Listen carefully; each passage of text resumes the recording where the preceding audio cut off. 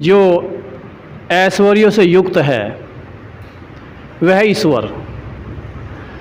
फिर सच्चिदानंद जो सत्य है, चित्त का मतलब चेतन है, और आनंद स्वरूप यानी कि वो आनंद स्वरूप है। तो सत्य है, चेतन है और आनंद स्वरूप है, वह परमात्मा का गुण है। निराकार, निराकार जिसका कोई आकार ना हो।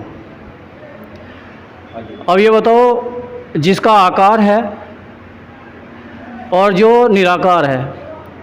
निराकार का मतलब होता है कि जो पूरे ब्रह्मांड को बनाकर जो चला रहा है, और वो बिना आकार वाला है, क्योंकि आकार वाला तो कहीं ना कहीं टिकेगा, या तो पृथ्वी पे खड़ा होगा, या चंद्रमा पर रुकेगा, या किसी ग्रह पर रुकेगा, कहीं तो उसका आवास होगा।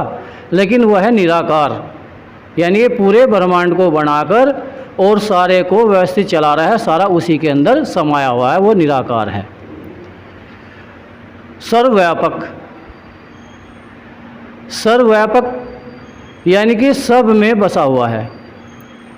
सर्व अंतर्यामी, वो कण कण में है, सबके अंदर भी है, बाहर भी है। अजर, जिसको कोई कभी जो है जंग ना लगता हो, यानी कि जिसकी कभी मृत्यु ना होती हो।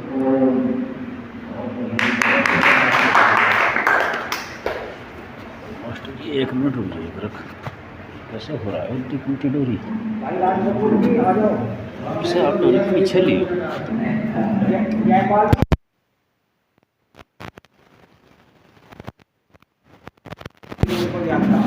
बोल का एक घूमेगी बस।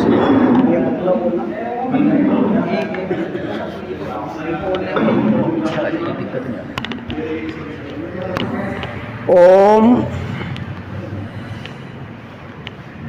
ओम ध्वनि मेरे साथ सभी करेंगे।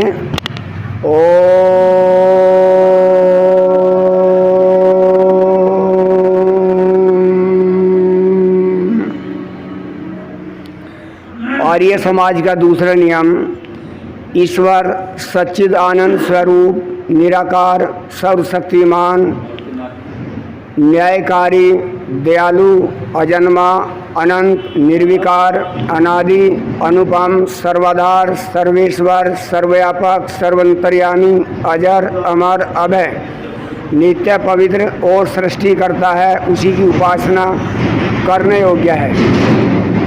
इसमें आ है तीसरा नंबर, ईश्वर सर्वशक्तिमान है। किस प्रकार है? जितने भी संसार में, इस पृथ्वी पर जितने भी जीवधारी हैं, कोई भी हैं, तो उनको शक्ति प्रदान कौन कर रहा है? ईश्वर कर रहा है। इसलिए वो सर्वशक्तिमान है। उदाहरण के तौर पे सूर्य हमें प्रकाश दे रहा है, और प्रकाश की चाल 3 लाख किलोमीटर प्रति सेकंड है। कितनी गति से सूर्य का प्रकाश पृथ्वी तल पर आ रहा है? हमने कहा एक सेकंड होगी, और उसकी गति कितनी है? 3 लाख किलोमीटर प्रति मिनट सेकंड। तो एक सेकंड में यानी कितनी शक्ति उस परमात्मा के पास है। हम ज़्यादा से ज़्यादा कितनी तेज विमान बना सकते हैं? 1000-2000 किलोमीटर प्रति घंटा की रफ्तार वाला, परंतु वहाँ एक सेकंड में कितनी है? 3 लाख किलोमीटर प्रति सेकंड। तो इसलिए परमात्मा सर्वशक्तिमान है। ओम।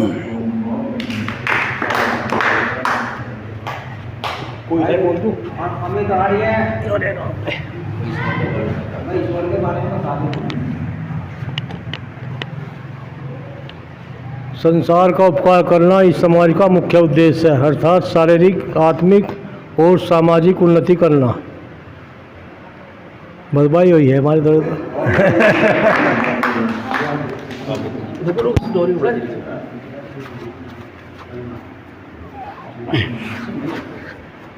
इसे वहाँ रखो, रखो वहाँ नहीं, ये छोटी पड़ा ना, इस तरह पीछे ये बहुत है। चलो यहाँ रखो। अब ओम ओम ओम। सभी को नमस्ते जी। आर्य समाज का दूसरा नियम है ईश्वर सच्चिदानंद स्वरूप निराकार सर्वशक्तिमान। तो इसमें एक नाम आया है परमात्मा का, सर्वशक्तिमान।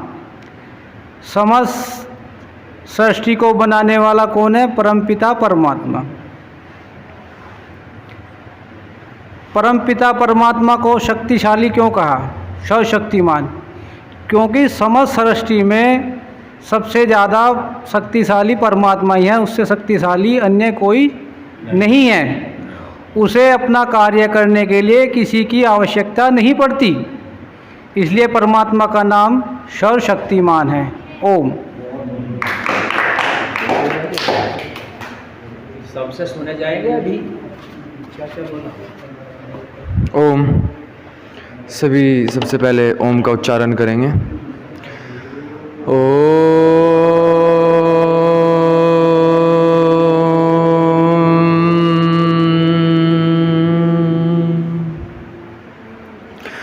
आर्य समाज के दूसरे नियम में जो परमात्मा के गुण आए हैं, उसमें एक गुण आया है न्यायकारी।